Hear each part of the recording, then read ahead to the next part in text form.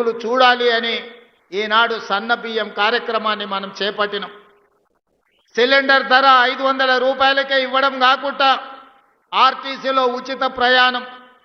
మా అక్కలు అంతకుముందు అమ్మగారింటికి వెళ్ళాలన్నా, అమ్మవారిని దర్శించుకోవాలన్నా ఇంటాయననో కన్న కొడుకునో బస్సు కిరాయి పైసలు అడిగే పరిస్థితి.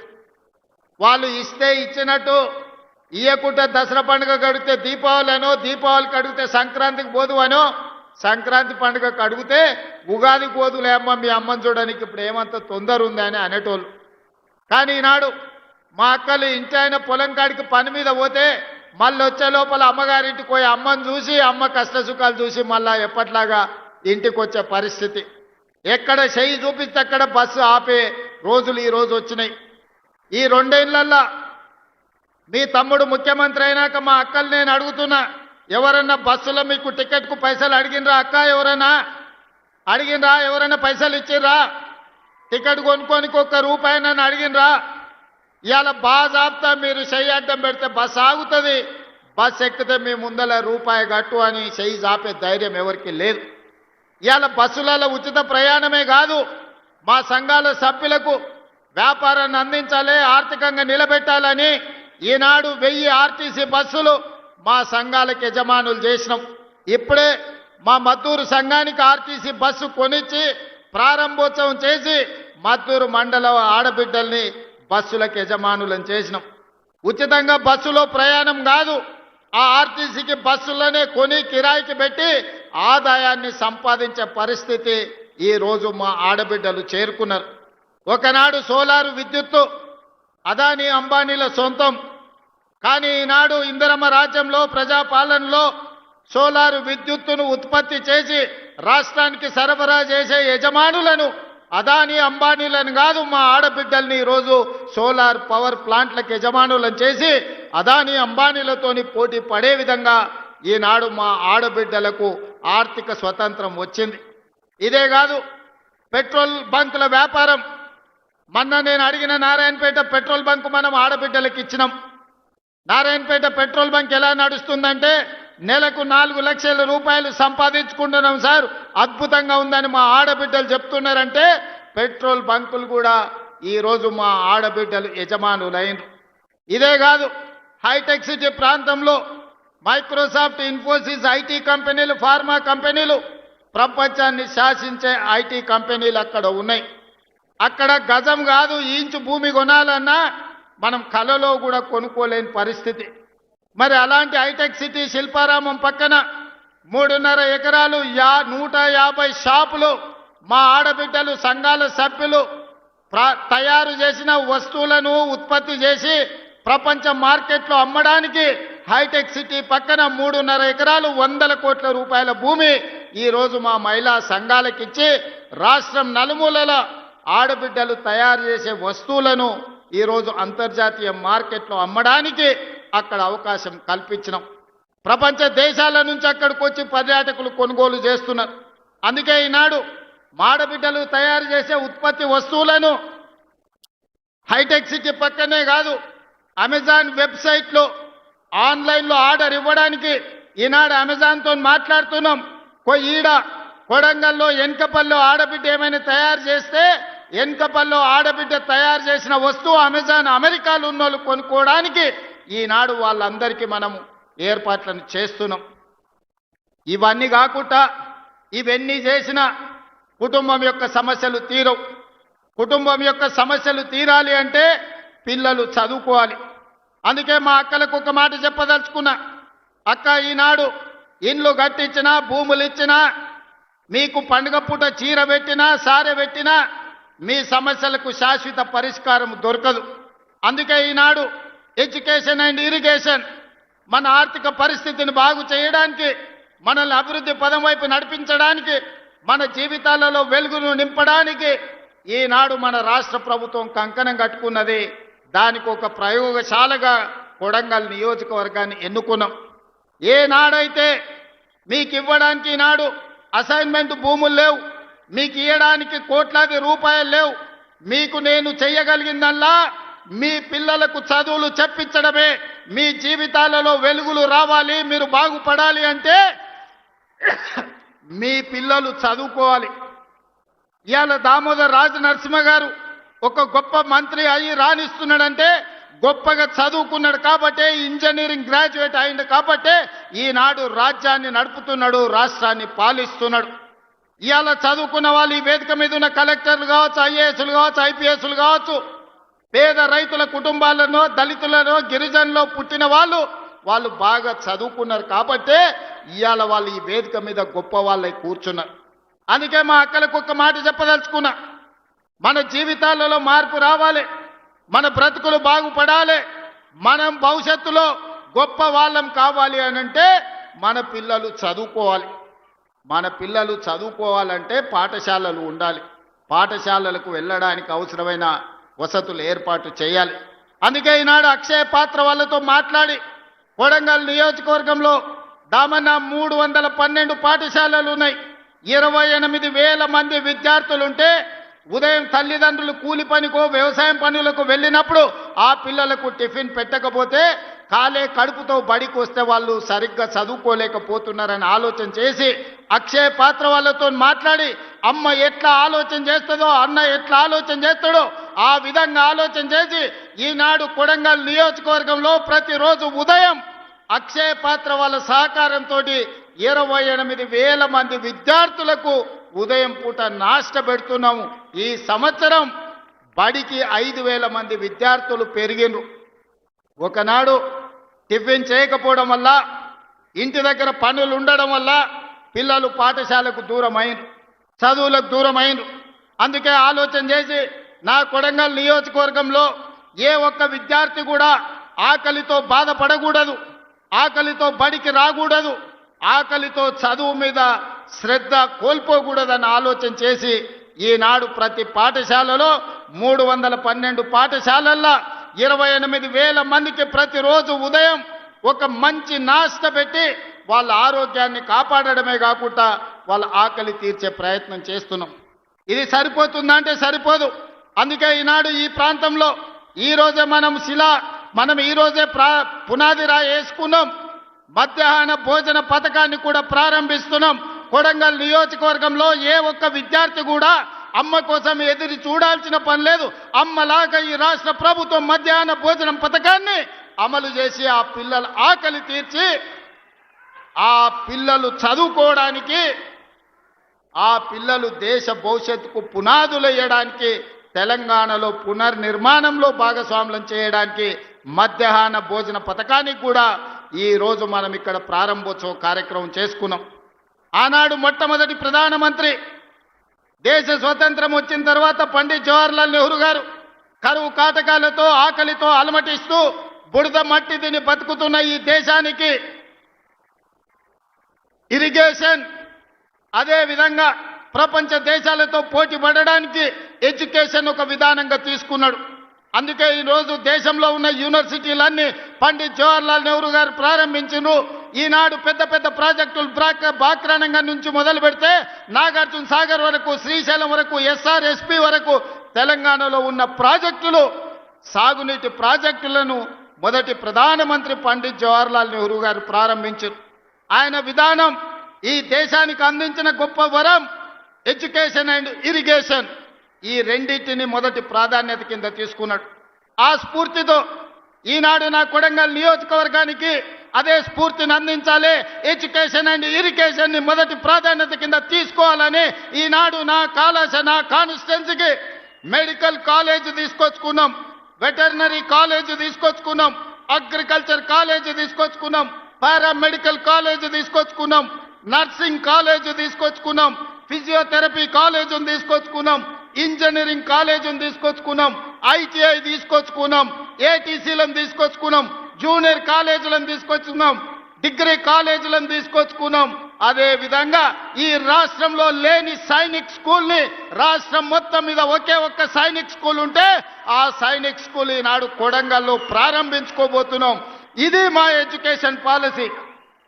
రేపటి తెలంగాణ పునర్నిర్మాణంలో నా కొడంగల్ నియోజకవర్గం మా సోదరులు, మా అక్కలు, మా చెల్లెళ్ళు వాళ్ళ పిల్లలని భాగస్వాములను చేయడానికి ఈనాడు 5,000 కోట్ల రూపాయలతోని మా ఎడ్యుకేషన్ క్యాంపస్ని ఈరోజు మేము నిర్మించుకుంటున్నాం.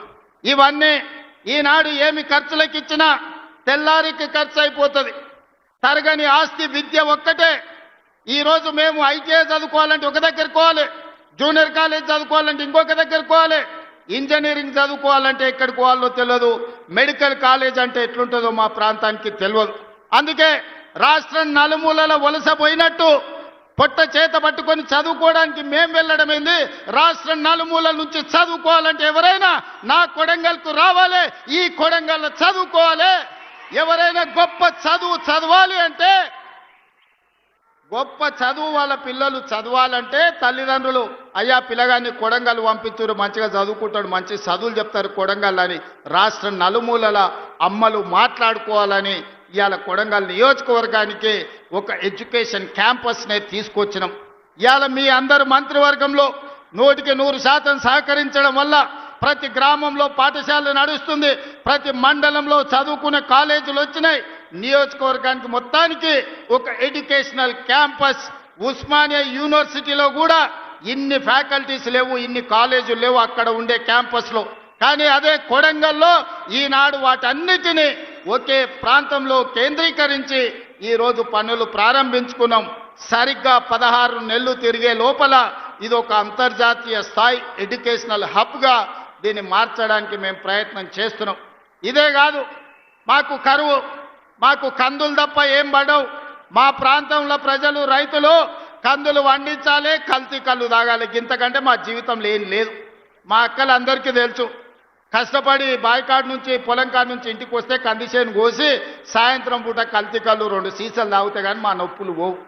ఎట్లా బాగుపడాలి మేము ఆలోచన చేసి విద్యుత్తునే కాదు ఇరిగేషన్ ప్రాజెక్టులు కట్టాలని, అందుకే కృష్ణా నది జలాలు మా పక్క నుంచి పోతుంటే చుక్క నీరు రాక ఎడారిగా కరువు ప్రాంతంగా ఉన్న కొడంగల్ను, నారాయణపేట, మక్తల్ని కృష్ణా నది జలాలతో తడపాలి అని మక్తల్, నారాయణపేట, కొడంగల్ లిఫ్ట్ ఇరిగేషన్ ని ప్రారంభించుకోవడమే కాదు, దాదాపు 5,000 కోట్ల రూపాయలతోటి ప్రతి ఎకరాలకు నీళ్లు ఇవ్వాలని మా మిత్రుడు శ్రీహరి గారి ప్రయత్నం వల్ల భూసేకరణ సంవత్సరాల కొద్దీ వాయిదాలు పడుతుంది.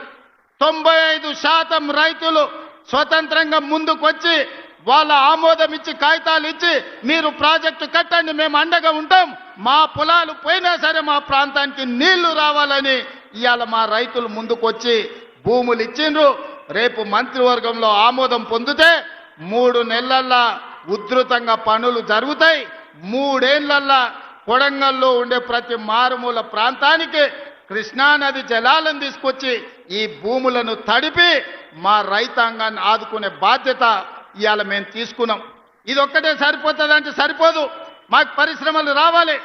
లగచర్లలో మేము భూసేకరణ చేస్తే కొంతమంది కుట్రలు చేసి అమాయకులైన రైతులను రెచ్చగొట్టి అధికారుల మీద దాడులు చేయించి ఈనాడు అన్యాయంగా రైతులు కేసులలో ఇరుక్కున్నారు.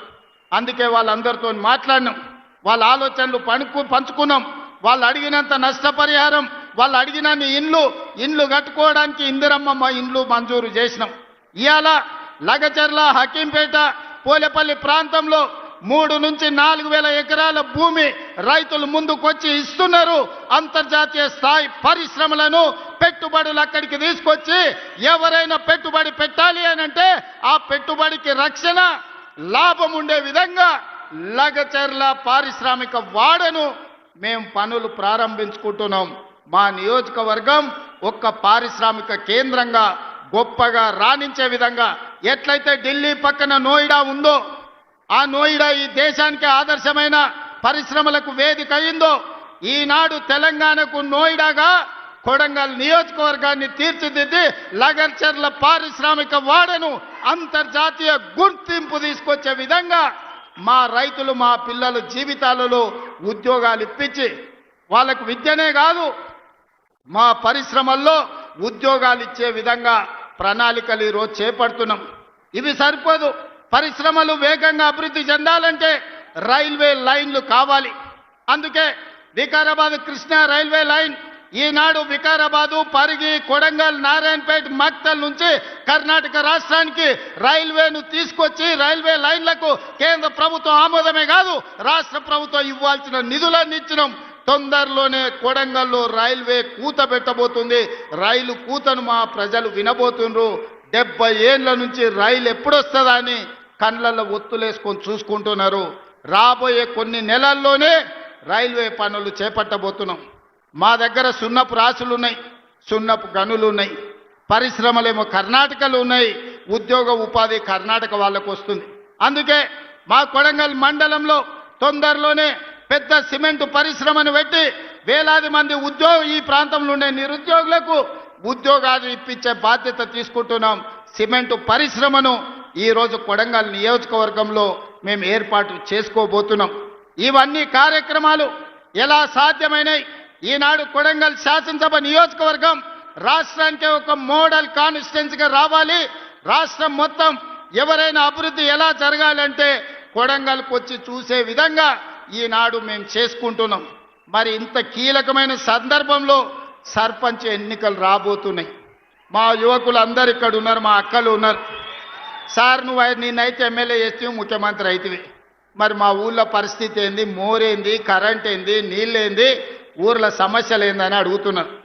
నాకు తెలిసి రాబోయే 3-4 రోజుల్లోనే రాష్ట్ర ఎన్నికల సంఘం సర్పంచ్ ఎన్నికల్ని నిర్వహించబోతుందని నాకు సమాచారం ఉన్నది. ఈ వేదిక మీద నుంచి మా మిత్రులకు ప్రతి గ్రామంలో మంచోళ్లను సర్పంచులుగా ఎన్నుకోండి. మన నియోజకవర్గాన్ని అభివృద్ధి చేసుకుందాం. అభివృద్ధిని అడ్డుకునేటోళ్ళని సర్పంచులను చేయకండి. అభివృద్ధికి సహకరించి నా దగ్గర వచ్చి కూర్చొని ఏమి కావాలనో అడిగి గ్రామంలో ఇంటింటికి సంక్షేమ పథకాలను అందించడమే కాకుండా ప్రతి గ్రామానికి రోడ్డు ఉండాలి, గుడి ఉండాలి, బడి ఉండాలి, తాగడానికి నీళ్ళ ట్యాంక్ ఉండాలి, ప్రతి పేదవాడికి ఇందిరమ్మ ఇల్లు అందాలి, ప్రతి పేద అక్కకు చెల్లెకు ఈనాడు మనం పెడుతున్న సారే చీర ఆడబిడ్డలకు చేరాలి. అందుకే ఈనాడు పండుగ పూట ఇంటి వాళ్ళు పెట్టే, తల్లిదండ్రులు పెట్టేది సొంత సోదరుడు పెట్టే చీర మనం సారెగా చూస్తాం. అందుకే ఈనాడు ఈ రాష్ట్రంలో ఉండే 1 కోటి మంది ఆడబిడ్డలకు 1 కోటి చీరలు పెట్టడం ద్వారా పండుగ పూట పెట్టే చీరే మా ఆడబిడ్డలకు సారే కావాలని ఈనాడు రాష్ట్రం మొత్తం నాణ్యత కలిగిన చీరలని మా ఆడబిడ్డలకు ఇస్తున్నాం. అధికారులకు నేను ఆదేశాలు ఇస్తున్నా, ప్రతి ఆడబిడ్డకు ఇంటికెళ్ళి చీర అందించాలి. వాళ్ళు వచ్చి అడిగితే కాదు, మీరే ఇంటికెళ్ళి ఆడబిడ్డలకు చీర అందించాలి. మీ సోదరుడు, మీ అన్న, మీ తమ్ముడు రేవంత్ అన్న మీకు చీర పంపించుండు, పండుగ పూట ఈ చీర కట్టుకోండి అని ఆ చీర ఇవ్వండి. ఎందుకంటే నాణ్యతతో కూడుకున్న చీర ఈనాడు ప్రభుత్వం ఇస్తుంది. ఆనాడు ఇచ్చిన చీరలు కందిసేన్ కాడ పిట్టలకు అడ్డం కట్టేది బెదిరియనికే, మా అక్కలకు తెలుసు. లేకపోతే ఇంటికాడ బర్రెలకో గొర్రెలకో దాపు కట్టేది. ఇవాళ అట్లా కాకుండా ఆడబిడ్డలు కట్టుకునే చీర, పండుగ పూట నాడు కట్టుకునే చీరను ఈనాడు మన ప్రభుత్వం ఇచ్చింది. ప్రతి ఆడబిడ్డ చీర కట్టుకోవాలి, ప్రతి ఆడబిడ్డకు ఆ చీర చేరాలి. అధికారులు ఆ చర్యలు తీసుకోవాల్సిందిగా అటు నారాయణపేట, కొడంగల్ కలెక్టర్లకు, వికారాబాద్ కలెక్టర్లకు నేను ఆదేశాలు ఇస్తున్నా. ప్రతి ఆడబిడ్డకు చీర చేరే విధంగా మీరు చర్యలు తీసుకోవాలి. ఈ ఆడబిడ్డల చీర కట్టుకొని సంతోషంగా రేపు సర్పంచ్ ఓట్లలో అన్న చెప్పిన వాళ్లకు, గ్రామాన్ని అభివృద్ధి చేసిన వాళ్ళకు ఓటేసి రావాలి. మా అక్కలందరికీ ఒకటే సూచన, ఎన్నికల రోజు ఓట్లేయడానికి మీకొచ్చిన చీర కట్టుకొని లైన్లో నిలబడి ఇందిరమ్మ రాజ్యాన్ని మేము ఆశీర్వదిస్తున్నాం, ఇందిరమ్మ రాజ్యమే కావాలని చీర కట్టుకోవడం ద్వారా మీ అభిమానాన్ని ప్రదర్శించండి, మీ సోదరుడిని ఆశీర్వదించండి. ఎందుకంటే ఆ చీరను 10 రకాల డిజైన్లు చేపించి ఏ చీర మా ఆడబిడ్డలకు బాగుంటుందని 10 రకాలుగా పరిశీలన చేసిన తర్వాత నిర్ణయం తీసుకున్నాం. రేపు సర్పంచ్ ఎన్నికలు అత్యంత కీలకం. కొడంగల్ నియోజకవర్గ అభివృద్ధికి ఈ సర్పంచులే కీలకం. మంచి వాళ్ళను సర్పంచులుగా ఎన్నుకోండి. మన నియోజకవర్గాన్ని 2034 లోపల దేశంలో ఏ ఎమ్మెల్యే అయినా తెలంగాణ రాష్ట్రంలో కాదు, భారతదేశంలో ఏ ఎమ్మెల్యే అయినా నియోజకవర్గం ఎట్లుండాలి, నియోజకవర్గాన్ని ఎట్లా అభివృద్ధి చేయాలంటే దేశ నలుమూలల నుంచి కొడంగల్ నియోజకవర్గం పర్యాటక కేంద్రంగా కావాలి, కొడంగల్ నియోజకవర్గం అభివృద్ధి చేసుకోవాలి. 10 సంవత్సరాలు 2034 వరకు కొడంగల్ ప్రజలకు నేను విజ్ఞప్తి చేస్తున్నా, రాజకీయాలు పక్కన పెట్టండి. రాజకీయాలు వస్తుంటాయి పోతుంటాయి, అభివృద్ధి చేసుకునే అవకాశం అన్నిసార్లు రాదు.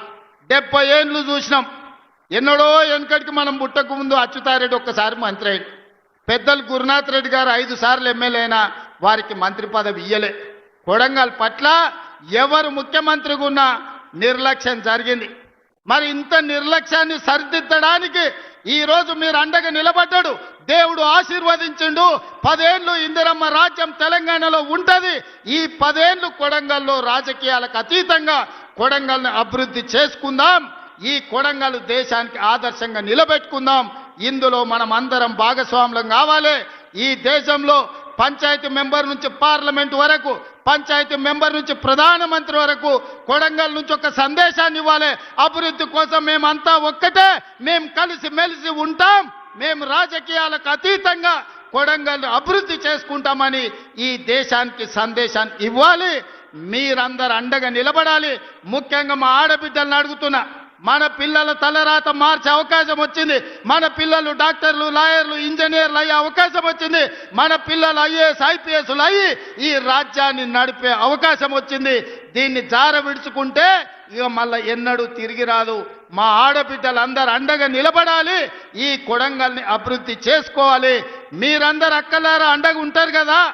ఉంటారా? ఉండేటోళ్ళందరూ చప్పట్లు కొట్టురు. మా అక్కలు గట్టి కొట్టాలి. ఇక మా వాళ్ళకి భయం వస్తుంది. వాళ్ళు ఉన్నా లేకున్నా మా ఆడబిడ్డలు ఉంటే ఆటోమేటిక్గా ఈడ అన్ని గెలుస్తాం. ఇక వాళ్ళు ఇష్టం ఉన్నా లేకున్నా ఎట్లయినా మన ఎంబడి వచ్చి లైన్లో నిలబడతారు. మీరందరు ఆశీర్వదించినందుకు మీకు మనస్ఫూర్తిగా ధన్యవాదాలు తెలియజేస్తూ మీ అందరి దగ్గర సెలవు తీసుకుంటున్న ధన్యవాదాలు మిత్రులారా. గౌరవ ముఖ్యమంత్రి గారు ఇప్పుడు 300 కోట్ల రూపాయలు వడ్డీ లేని రుణాల చెక్ అందజేస్తారు. జానకి గారు, స్వప్న గారు, అరుంధతి గారు వీరు కొడంగల్ నియోజకవర్గానికి సంబంధించిన స్వయం సహాయ మహిళా సంఘాలు. ఆ తర్వాత ఇందిరమ్మ చీరలు ముఖ్యమంత్రి గారు మొన్ననే ఇందిరమ్మ విగ్రహం దగ్గర చెప్పారు, తల్లులకు చెల్లెలకు ముఖ్యమంత్రి గారు అందించే సారే ఇందిరమ్మ చీరలు అందుకుంటారు 8 మంది సోదరిమణులు వచ్చి. ఇప్పుడు వడ్డీ లేని రుణాలు 2023 పునః ప్రారంభించబడ్డ వడ్డీ లేని రుణాల పథకం కింద 300 కోట్ల